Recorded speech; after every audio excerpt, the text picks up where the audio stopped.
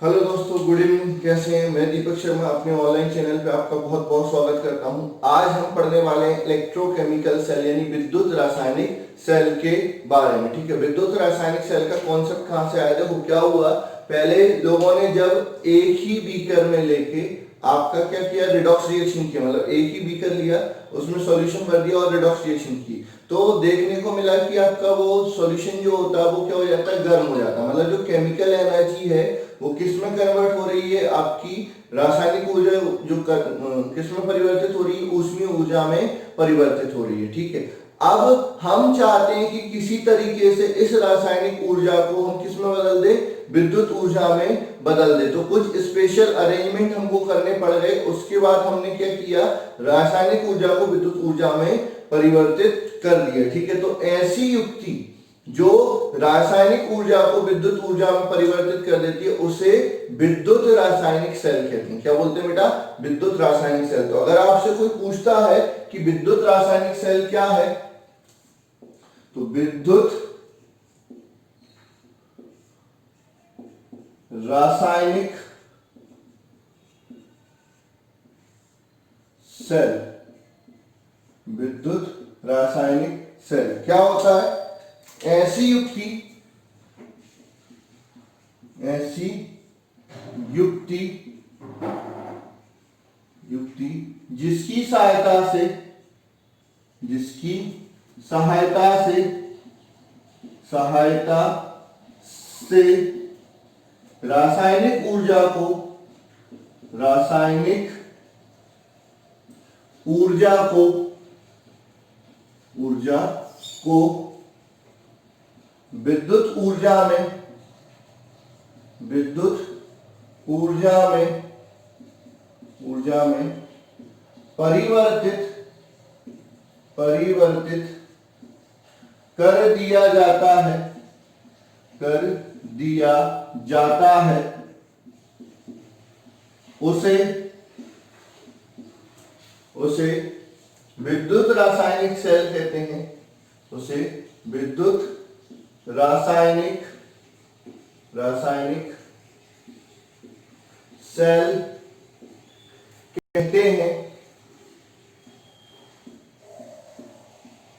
कहते हैं।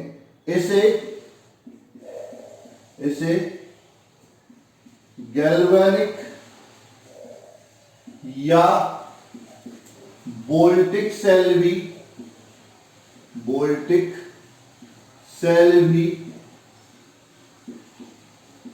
कहा जाता है। तो आपका रासायनिक सेल की परिभाषा आपको क्लियर हो गई। रासायनिक सेल क्या होता है? ऐसी युक्ति जो क्या कर रहा है, विद्युत ऊर्जा को रासायनिक ऊर्जा में परिवर्तित कर रहा है, उसको अपन क्या बोलते हैं? विद्युत रासायनिक सेल बोलते हैं। इसका दूसरा नाम क्या है? गैल्वेनिक सेल या वोल्टिक सेल। अब बात आती है कि भाई इसको गैल्वेनिक सेल या वोल्टिक सेल क्यों कहते हैं? क्योंकि पहले जो रासायनिक ऊर्जा उत्पन्न हो रही थी वो किसमें परिवर्तित हो रही थी? ऊष्मीय ऊर्जा में परिवर्तित हो रही थी। विद्युत ऊर्जा में परिवर्तन करने का काम किसने किया था? गैल्वेनिक ने किया था। और उसको प्रॉपर्ली अरेंज किसने किया था? वोल्टिक ने किया था। ठीक है, तो उनके नाम पे गैल्वेनिक सेल या वोल्टिक सेल इसका नाम पड़ जाता है। तो अगर आपसे कोई पूछता है कि विद्युत रासायनिक सेल क्या होता है, तो ऐसी युक्ति जो रासायनिक ऊर्जा को विद्युत ऊर्जा में परिवर्तित करती है उसको क्या बोलते हैं? आपका विद्युत रासायनिक सेल या गैल्वेनिक सेल या वोल्टिक सेल कहा जाता है। ठीक है, अब इसमें भी क्या होती है? रिडॉक्स अभिक्रिया होती है। ठीक है, रिडॉक्स मतलब ऑक्सीडेशन भी होता है और रिडक्शन में भी होता है। ठीक है, इसमें जो होने वाली जो रिडॉक्स अभिक्रिया है वो अप्रत्यक्ष रिडॉक्स रिएक्शन है या अप्रत्यक्ष रिडॉक्स अभिक्रिया है। ठीक है, तो इसमें होने वाली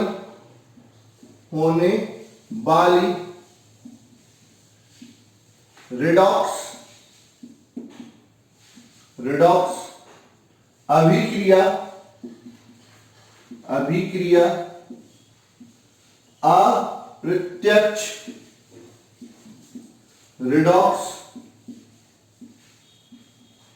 रिडॉक्स अभिक्रिया होती है, अभिक्रिया होती है। ठीक है, अगर इसमें जो रिडॉक्स अभिक्रिया होती है वो कैसी रिडॉक्स अभिक्रिया? अप्रत्यक्ष रिडॉक्स अभिक्रिया होती है। ठीक है, अब बात आती है कि अप्रत्यक्ष रिडॉक्स अभिक्रिया क्या होती है? ऐसी अभिक्रिया जिसमें ऑक्सीकरण और अपचयन अलग अलग पात्र में होते हैं, उसको क्या बोलते हैं? अप्रत्यक्ष रिडॉक्स अभिक्रिया बोलते हैं। अर्थात इसमें ऑक्सीकरण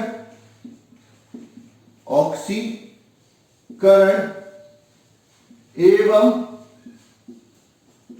अपचयन, इसमें ऑक्सीकरण एवं अपचयन अलग अलग पात्र में होते हैं, जिन्हें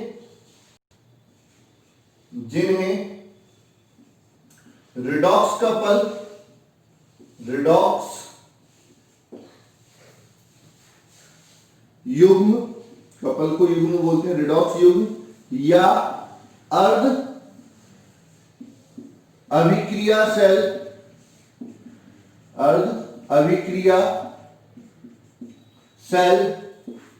कहा जाता है। ठीक है, तो इसमें जो रिडॉक्स अभिक्रिया हो रही है वो कैसी हो रही है? अप्रत्यक्ष रिडॉक्स अभिक्रिया हो रही है। अप्रत्यक्ष रिडॉक्स अभिक्रिया में ऑक्सीकरण अलग सेल में होता है और रिडक्शन अलग सेल में होता है। ठीक है, यानी ऑक्सीकरण अलग सेल में होगा। जिसमें ऑक्सीकरण होगा उसको ऑक्सीकरण अर्ध अभिक्रिया सेल कहा जाएगा, जिसमें अपचयन होगा उसको अपचयन अर्ध अभिक्रिया सेल कहा जाएगा। इनको रिडॉक्स युग्म भी कहा जा सकता है या अर्ध अभिक्रिया सेल भी कहा जाता है। अब इनको बाहर तो किससे जोड़ देते हैं? तार से जोड़ देते हैं, लेकिन आंतरिक रूप से जोड़ने के लिए किसका यूज किया जाता है? लवण सेतु का यूज किया जाता है। ठीक है, इनको आपस में जोड़ने के लिए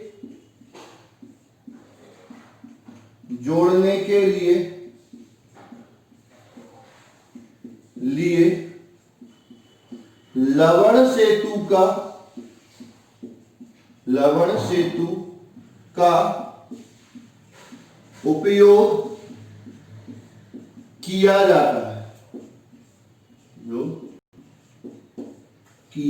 जाता है, ठीक है। तो समझो क्या है, उदाहरण से समझाता हूं। जैसे उदाहरण के लिए डैनियल सेल, ठीक है, डैनियल सेल। ठीक है, डैनियल सेल में क्या होता है? इसमें जिंक इलेक्ट्रोड जिंक सल्फेट के विलयन में डूबा होता है,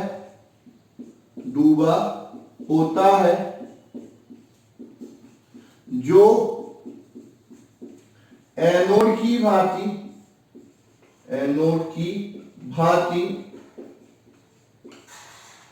कार्य करता है तथा तांबे का इलेक्ट्रोड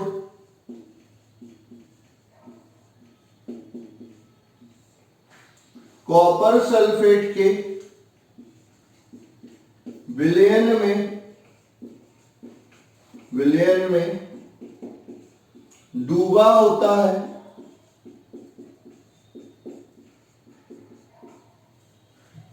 जो कैथोड की भांति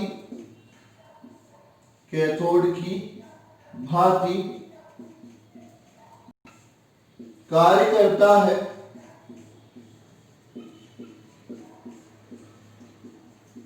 दोनों इलेक्ट्रोडों को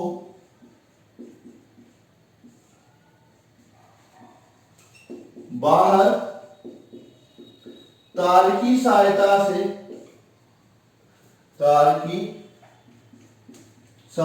से विद्युत उपकरण से जोड़ दिया जाता है तथा दोनों इलेक्ट्रोड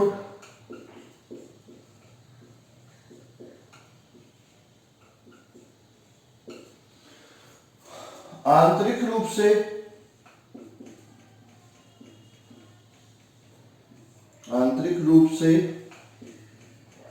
लवण सेतु से जुड़े रहते हैं।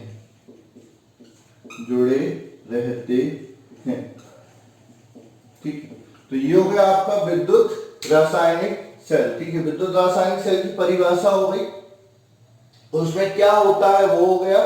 ठीक है, उसका एक उदाहरण बता दिया, डायग्राम से मैं इस उदाहरण को समझा देता हूं। एक बार और आप देख लो कि विद्युत रासायनिक सेल क्या है। ऐसी युक्ति जिसकी सहायता से रासायनिक ऊर्जा विद्युत ऊर्जा में परिवर्तित हो जाती है उसको विद्युत रासायनिक सेल कहते हैं। ठीक है, अब इसको क्या बोलते हैं, गैल्वेनिक सेल या वोल्टिक सेल भी कहा जाता है। ठीक है, अब इसमें जो रिडॉक्स अभिक्रिया होती है वो कैसी होती है, अप्रत्यक्ष रिडॉक्स अभिक्रिया होती है। कैसी होती है, अप्रत्यक्ष रिडॉक्स अभिक्रिया होती है। मतलब ऑक्सीकरण अलग पात्र में होगा और अपचयन अलग पात्र में होगा। उन दोनों अलग पात्र को क्या बोलते हैं, आपका रिडॉक्स युग्म कहा जाता है या अर्ध अभिक्रिया सेल कहा जाता है। जिसमें ऑक्सीकरण होता है उसे ऑक्सीकरण अर्ध अभिक्रिया सेल या ऑक्सीकरण रिडॉक्स कपल, और जिसमें अपचयन होता है उसे क्या बोलते हैं, आपका अपचयन अर्ध अभिक्रिया सेल या अपचयन रिडॉक्स कपल कहा जाता है। और दोनों को किससे जोड़ दिया जाता है, लवण सेतु से जोड़ दिया जाता है। डैनियल सेल का उदाहरण दिया है तो मैं डायग्राम से बता देता हूं कैसे काम करता है डैनियल सेल। ये आपने क्या किया, एक पात्र लिया, ठीक है, ये आपने दूसरा पात्र लिया,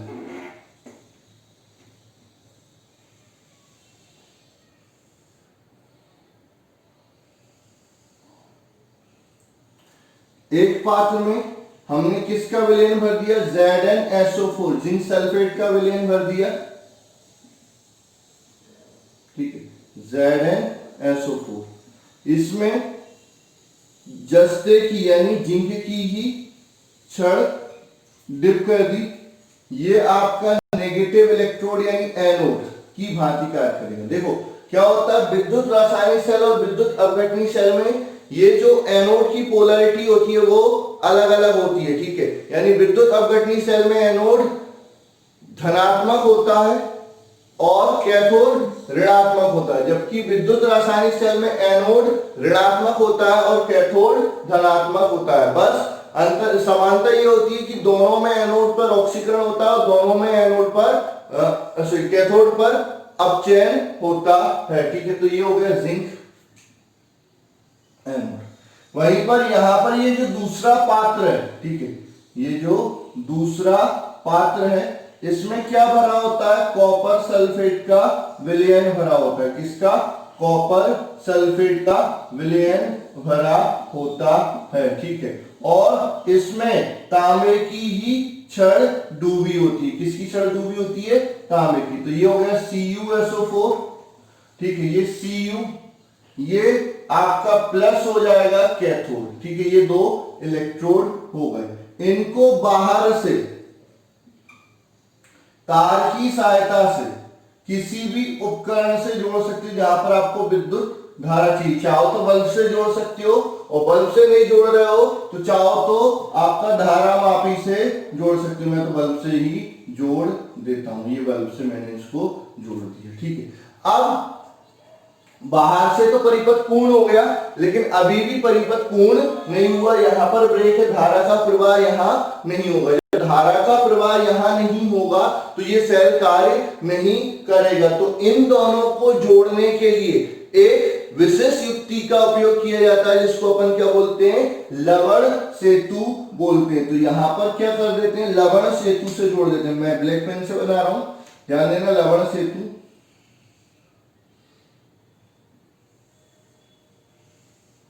ठीक है, ये हो जाता आपका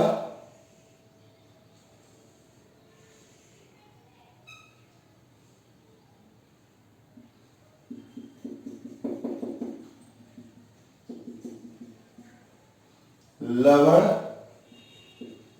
सेतु, ठीक है। ये आपका विद्युत रासायनिक सेल हो गया या डैनियल सेल हो गया, ठीक है। अब क्वेश्चन क्या अराइज होता है, ये तो सारा डिस्क्रिप्शन हो गया, ये इतना ज्यादा पूछा नहीं जाता। जो पूछा जाने वाला क्वेश्चन है वो क्या होता है कि लवण सेतु क्या है एवं इसके उपयोग लिखिए। लवण सेतु क्या होता है पहले तो वो समझाना है, और उसके क्या लिखना है, उपयोग लिखना है, अनुप्रयोग लिखना है कि इसका कार्य क्या क्या होता है, लवण सेतु कहां पर उपयोगी होता है, ठीक है। तो लवण सेतु के बारे में आप समझ लीजिए, लिख लीजिए, क्योंकि बोर्ड के अकॉर्डिंग ये बहुत इंपॉर्टेंट क्वेश्चन है। कई बार पूछा गया है कि लवण सेतु क्या है एवं उसके कार्य लिखिए, इस तरह से क्वेश्चन पूछा जाता है, ठीक है। तो अपन बात कर लेते हैं लवण सेतु क्या होता है, ठीक है। तो लवण सेतु, लवण सेतु यह एक उल्टी यू आकार की, उल्टी यू आकार की कांच की नली होती है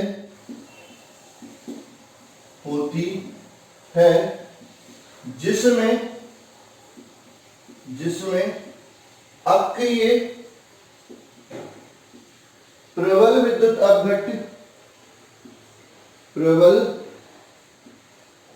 विद्युत अपघट्य जैसे कि KCl, KNO3, K2SO4 इत्यादि को अगर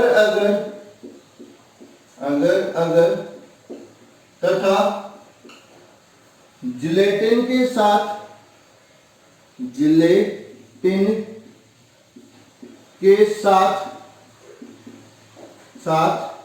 मिलाकर भर दिया जाता है जिससे वह जेली तथा अर्ध ठोस में परिवर्तित हो जाते हैं। इसे लवण सेतु कहा जाता है, इसे लवण सेतु कहा जाता है, ठीक है। लवण सेतु क्या है, देखो ये यू आकार की उल्टी कांच की नली होती है। कैसी होती है, यू आकार की उल्टी कांच की नली होती है। इसके अंदर अक्रिय विद्युत अपघट में आपका KCl ले सकते हो, KNO3 ले सकते हो, H2SO4 ले सकते हो या K2SO4 इत्यादि ले सकते हो, ठीक है। अब अकेला विद्युत अपघट भरोगे तो वो क्या हो जाएगा, नीचे गिर जाएगा, तो क्योंकि उल्टा लेना है तो हम क्या करते हैं, इन विद्युत अपघट को अगर एक पदार्थ होता है और जिलेटिन भी एक पदार्थ होता है, उनके साथ मिक्स करके इसमें भर देते हैं, ठीक है। तो उनके साथ मिक्स करने से ये क्या होते हैं, अर्ध ठोस या जेल में परिवर्तित हो जाते हैं। तो जेल अपने आप या अर्ध ठोस अपने आप नीचे नहीं आएगा, ये आपका लवण सेतु हो जाता है, ठीक है। अब लवण सेतु के उपयोग, लवण सेतु के उपयोग, ठीक है। लवण सेतु के क्या क्या उपयोग हैं इसके बारे में अपन डिस्कस कर लेते हैं, ठीक है। तो पहला जो उपयोग आता है लवण सेतु का, क्या यह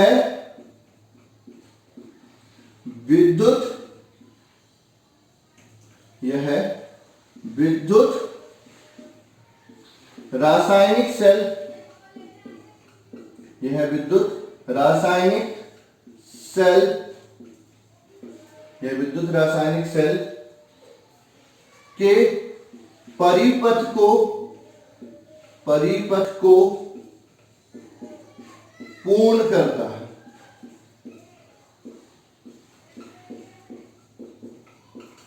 यह विद्युत रासायनिक सेल के परिपथ को पूर्ण करता है। ठीक है, यहां पर आपका क्या था, अगर मैं ये नहीं लगाऊंगा तो सर्किट क्या हो जाएगा, यानी परिपथ क्या हो जाएगा, भंग हो जाएगा और धारा का प्रवाह नहीं होगा। तो ये क्या करता है, धारा के प्रवाह में मदद करता है, तो विद्युत परिपथ को पूर्ण करता है। सेकंड आपका आता है,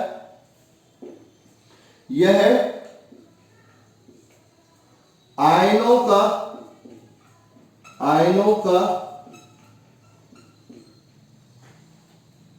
के स्थानांतरण में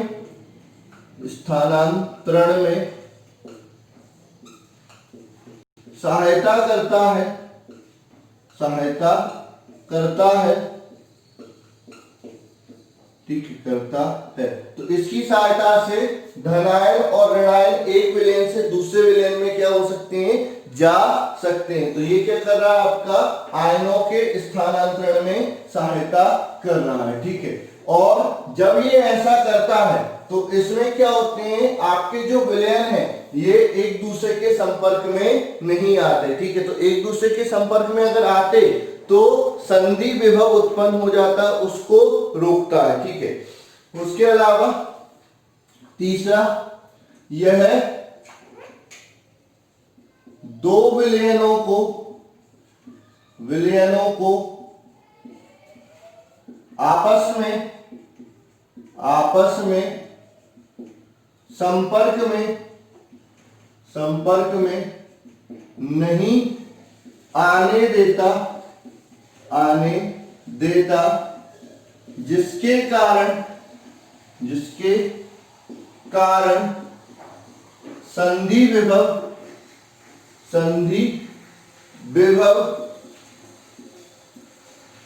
उत्पन्न नहीं हो पाता, अर्थात यह संधि विभव को रोकने का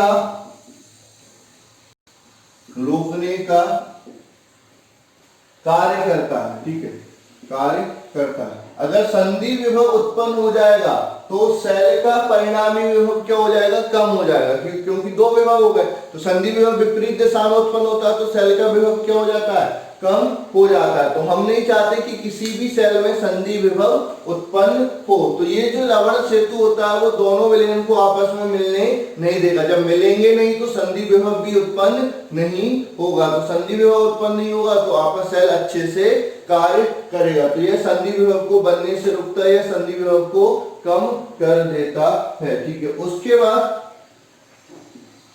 यह दोनों विलयनों की उदासीनता को बनाए रखता है, क्योंकि इसके द्वारा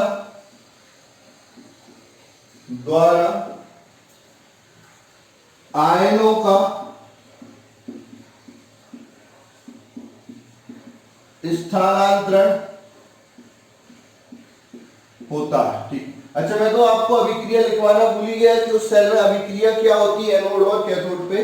तो चलो उसको समझा देता हूं, फिर लवण सेतु को का उपयोग समझा देता हूं। ठीक है, तो एनोड पर क्या होगा, सेल में होने वाली अभिक्रिया, सेल में होने वाली अभिक्रिया, ये आप पहले लिख लेना। ठीक है, तो ये आपको क्लियर हो जाएगा। क्या हो जाएगा, एट एनोड, एनोड पे क्या होगा, जो Zn है मेटल रॉड आपने डिप की है वो परिवर्तित हो जाएगा किसमें, Zn2 प्लस में, और 2 इलेक्ट्रॉन आयन। तो ये इलेक्ट्रॉन आयन एनोड पे चले जाएंगे तो नेगेटिव पोटेंशियल उस पर आ जाएगा, और विलयन में क्या हो जाएंगे, Zn2 प्लस आयन बढ़ जाएंगे। ठीक है, एट कैथोड क्या होगा आपका, Cu2 प्लस आयन 2 इलेक्ट्रॉन ले लेगा इलेक्ट्रोड से और किसमें परिवर्तित हो जाएगा, Cu में परिवर्तित हो गया। तो कैथोड से इलेक्ट्रॉन कम होगा, मतलब उस पर क्या आ जाएगा, पॉजिटिव चार्ज आ जाएगा। और विलयन में क्या है कि जो पॉजिटिव आयन है वो क्या हो जाएंगे, कम हो जाएंगे। तो एक तरफ पॉजिटिव आयन बढ़ गए और एक तरफ पॉजिटिव आयन कम हो गए। तो लवण सेतु क्या करेगा, जिसमें पॉजिटिव आयन कम हो गए उससे ऋण आयन को किसमें डाल देगा, आपके जिसमें पॉजिटिव आयन ज्यादा है उसमें स्थानांतरित कर देगा। ठीक है, तो यहां से ऋण आयन यहां पर चले जाएंगे, तो ये विलयन भी उदासीन हो जाएगा और ये विलयन भी क्या हो जाएगा, उदासीन हो जाएगा, केवल इलेक्ट्रॉन पर आवेश रहेगा। ठीक है, तो इससे हम बता सकते हैं कि विद्युत रासायनिक सेल में बाह्य परिपथ में जो धारा प्रवाहित होती है वो इलेक्ट्रॉन के कारण होती है। किसके कारण, इलेक्ट्रॉन के कारण। और जबकि आंतरिक परिपथ में जो धारा प्रवाहित होती है वो किसके कारण होती है, आयन के प्रभाव के कारण होती है। ठीक है, ये आपका विद्युत रासायनिक सेल की अभिक्रिया हो गई और विद्युत रासायनिक सेल की में लवण सेतु के अनुप्रयोग है। ओवरऑल रिएक्शन लिखेंगे, ओवरऑल रिएक्शन कुल अभिक्रिया, तो क्या हो जाएगा, Zn प्लस Cu2 प्लस क्या किसमें परिवर्तित हो जाएगा, Zn2 प्लस और Cu में परिवर्तित हो जाएगा। मतलब Zn का ऑक्सीकरण हो रहा है एनोड पर और कॉपर का अपचयन हो रहा है किस पर, कैथोड पर। तो कैथोड पे अपचयन होता है और एनोड पर क्या हो जाता है, ऑक्सीकरण हो जाता है। तो ये आपका विद्युत रासायनिक सेल क्या हो गया, वो कैसे काम करता है।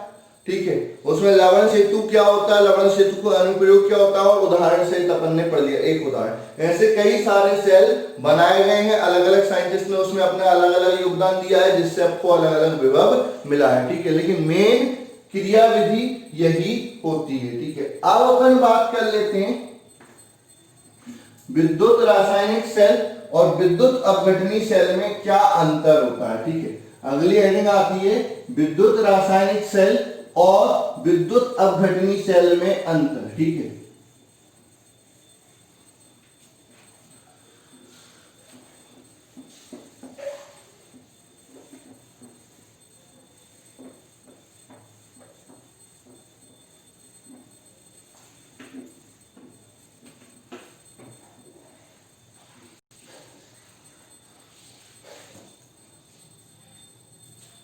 हेडिंग लिखेंगे विद्युत रासायनिक सेल एवं विद्युत अपघटनीय सेल में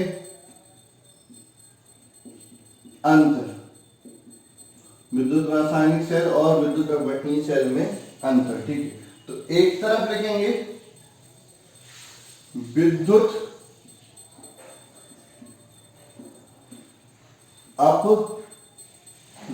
अपघटनीय सेल। ठीक है, जैसा लिख रहा हूं वैसा ही लिखना। ठीक है, विद्युत अपघटनीय सेल, फिर आपका आएगा विद्युत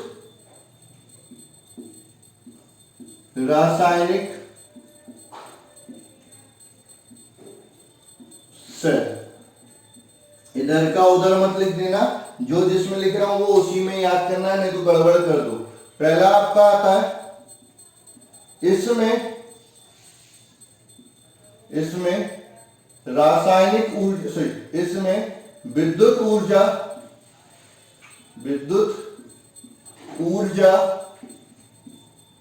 रासायनिक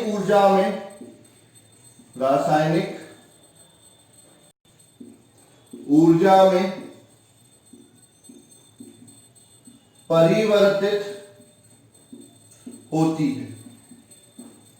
ठीक है, इसमें क्या हो रहा है, विद्युत ऊर्जा रासायनिक ऊर्जा में परिवर्तित हो रही है, ठीक है। यहां पर इसमें रासायनिक ऊर्जा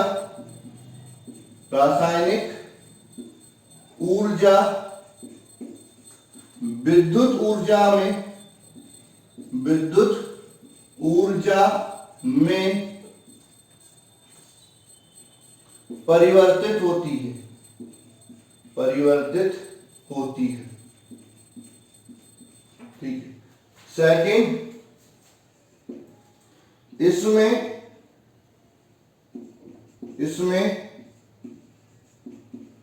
ऑक्सीकरण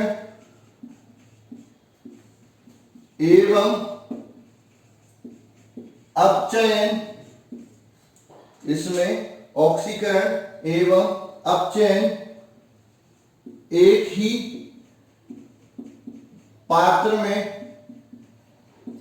होते हैं। ऑक्सीकरण भी उसी में होगा, अपचयन भी उसी में होगा, ठीक है। इधर इसमें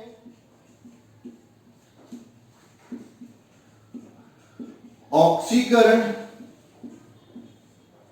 एवं अपचयन अलग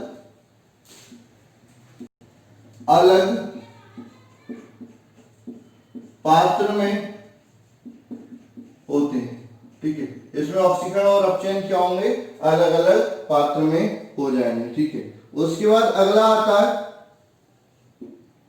इसमें लवण सेतु की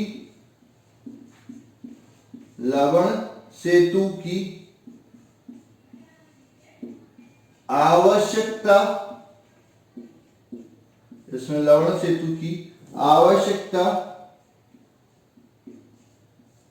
नहीं होती, ठीक है। इसमें लवण सेतु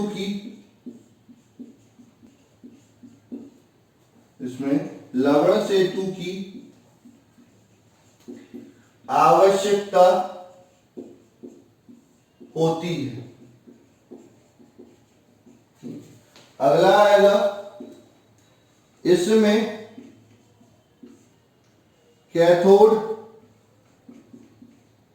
ऋणात्मक तथा एनोड धनात्मक होता है। कैथोड ऋणात्मक होगा, एनोड धनात्मक होगा। इसमें कैथोड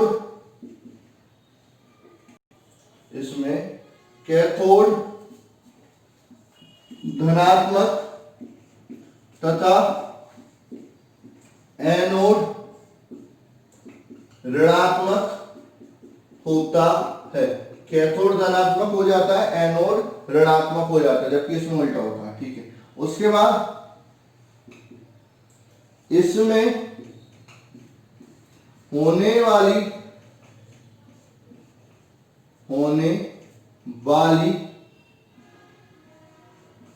रिडॉक्स अभिक्रिया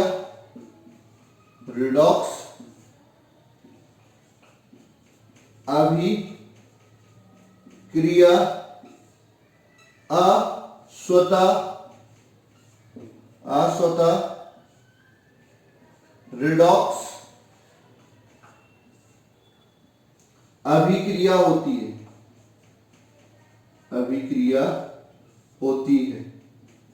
इसमें जो रिडॉक्स अभिक्रिया होती है वो क्या होती है, अस्वतः रिडॉक्स अभिक्रिया होती है, ठीक है। इसमें होने वाली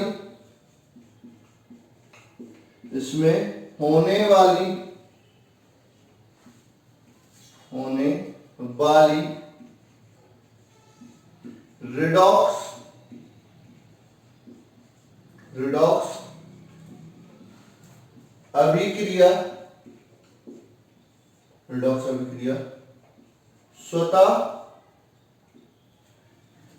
रिडॉक्स अभिक्रिया होती है, स्वतः रिडॉक्स अभिक्रिया होती है। ठीक, तो आपको याद रखना है कि इसमें अगर अंतर पूछा जाता है, ये भी बहुत बहुत इंपॉर्टेंट टॉपिक है जो बोर्ड एग्जामिनेशन में पूछा जाता है। क्या पूछा जाएगा आपसे कि विद्युत रासायनिक सेल या विद्युत अपघटनी सेल में अंतर लिखो, या विद्युत अपघटनी सेल या विद्युत रासायनिक सेल में अंतर लिखो। विद्युत अपघटनी सेल और गैल्वेनिक सेल में अंतर लिखो, या विद्युत अपघटनी सेल और वोल्टिक सेल में अंतर लिखो। तो विद्युत रासायनिक सेल, गैल्वेनिक सेल या वोल्टिक सेल तीनों एक ही के नाम है, तो अंतर आपको यही लिखना पड़ेगा। ठीक है, पहला पॉइंट क्या बोलता है? पहला पॉइंट ये बोल रहा है कि इसमें विद्युत ऊर्जा रासायनिक ऊर्जा में परिवर्तित होती है। किसमें? विद्युत अपघटनी सेल में। ठीक है, मतलब आप धारा प्रवाहित करते हो तो अभिक्रिया होती है। ठीक है, और इसमें क्या होता है? इसमें रासायनिक ऊर्जा विद्युत ऊर्जा में परिवर्तित हो जाती है, मतलब इसमें अभिक्रिया होती है तो विद्युत धारा उत्पन्न होती है, विद्युत विभव उत्पन्न होता है। ठीक है, उसके बाद इसमें जो रिएक्शन होती है वो डायरेक्ट रिडॉक्स रिएक्शन है। डायरेक्ट रिडॉक्स रिएक्शन यानी प्रत्यक्ष रिडॉक्स अभिक्रिया। तो प्रत्यक्ष रिडॉक्स अभिक्रिया का मतलब क्या है कि इसमें जो ऑक्सीकरण होगा और अपचयन होगा वो एक ही पात्र में होगा, अलग अलग पात्र में आपको इसकी नहीं होगा। क्या? ऑक्सीकरण और अपचयन। तो इसमें ऑक्सीकरण एवं अपचयन क्या होता है? एक ही पात्र में होता है। और इसमें क्या होता है? इसमें ऑक्सीकरण और अपचयन क्या होता है? अलग अलग पात्र में होता है। चूंकि ऑक्सीकरण और अपचयन एक ही पात्र में हो रहा है तो लवण सेतु की आवश्यकता नहीं होती। इसमें अलग अलग पात्र में हो रहा है तो परिपथ को पूर्ण करने के लिए लवण सेतु की आवश्यकता होती है। तो इसमें लवण सेतु की आवश्यकता नहीं है, इसमें लवण सेतु की आवश्यकता है। इसमें जो कैथोड होता है, कैथोड पे कौन जाते हैं? कैटायन, तो उस पर क्या आवेश होता है? ऋण आवेश होता है। ठीक है, और एनोड पर क्या होता है? धन आवेश होता है। तो इसमें कैथोड पर ऋण आवेश और एनोड पर धन आवेश। ठीक है, इसमें उल्टा होता है, कैथोड पर धन आवेश होता है और एनोड पर ऋण आवेश होता है। तो इन दोनों की पोलैरिटी क्या हो जाती है? बदल जाती है। ठीक है, उसके बाद इसमें होने वाली जो रिडॉक्स अभिक्रिया होती है वो स्वतः रिडॉक्स अभिक्रिया होती है, और इसमें होने वाली रिडॉक्स अभिक्रिया इसमें होने वाली रिडॉक्स अभिक्रिया अस्वतः होती है। ठीक है, अपने आप नहीं होती, धारा प्रवाहित करने पर रिडॉक्स अभिक्रिया होती है। और इसमें होने वाली जो रिडॉक्स अभिक्रिया है वो स्वतः रिडॉक्स अभिक्रिया है, मतलब इसके लिए आपको कुछ नहीं करना पड़ता, अपने आप ये अभिक्रिया होती है और धारा उत्पन्न हो जाती है। एक और पॉइंट लिखेंगे,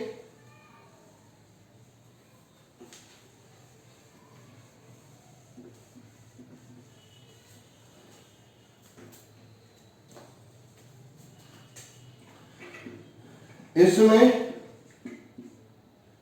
मुक्त ऊर्जा में परिवर्तन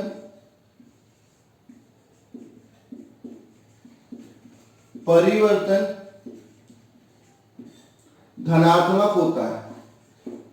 धनात्मक होता है। ठीक है, तो यहां पर क्या हो जाएगा? डेल्टा जी क्या हो जाएगा? पॉजिटिव हो जाएगा। तो जिसमें डेल्टा जी पॉजिटिव होती है वो अस्वतः अभिक्रिया है। ठीक है, नॉन स्पॉन्टेनियस है इसलिए डेल्टा जी पॉजिटिव है। इसमें मुक्त ऊर्जा में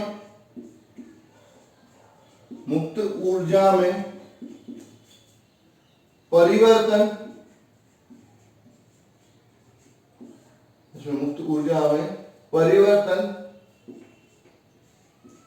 ऋणात्मक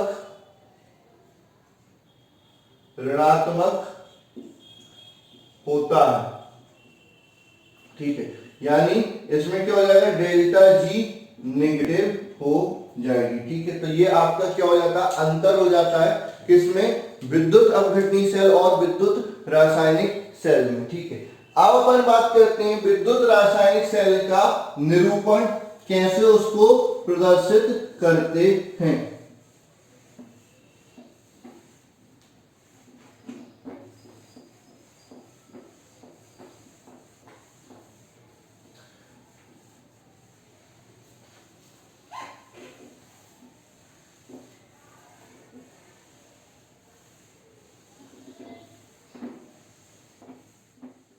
ये आपके अंतर हो गए किसमें? विद्युत रासायनिक सेल और विद्युत अपघटनी सेल में, ठीक है। अब इसके बाद आएगा विद्युत रासायनिक सेल का निरूपण, तो वो अपन अगली क्लास में डिस्कस करेंगे, ठीक है। अगर कोई दिक्कत आती है, कोई डाउट आता है तो बिल्कुल आप मेरे से पूछ सकते हैं। आज के लिए बस इतना ही, धन्यवाद।